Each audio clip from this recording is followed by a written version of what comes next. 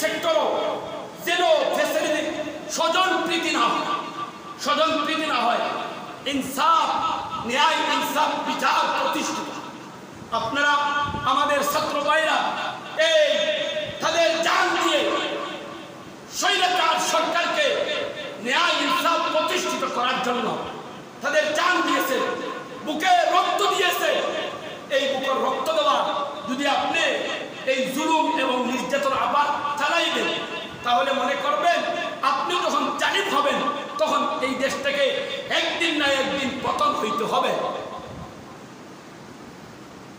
আমার আরেকটি আবদার, বিগত জালিম স্বৈরাচার সরকার তার লিডারের কারণে, তার কর্মীর কারণে মানুষ রাত্রে ঘুমাইতে পারে না।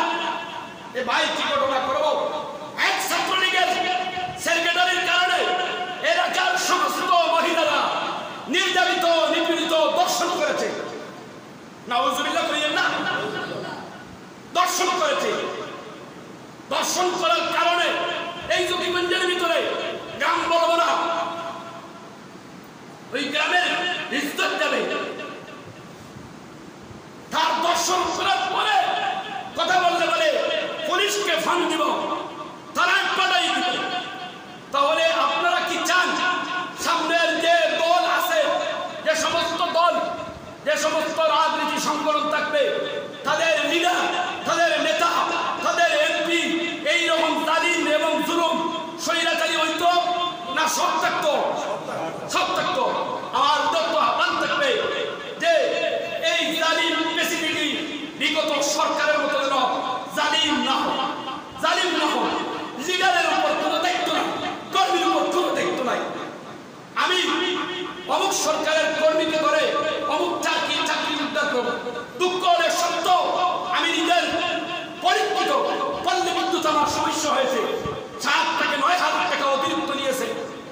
কথা বলে না, কথা বলে না, দেখে কই কথা বলে না। আওয়ামী লীগের লিডার নিয়ে দায়িত্ব হয়েছে, জামিল ভাই সত্যি আওয়ামী লীগের লিডার নিয়ে দায়িত্ব হয়েছে, কথা বলে না আমার সাথে। এইরকম জুলুম হইতো না, ন্যায় ইনসাফ বিচার হইতো।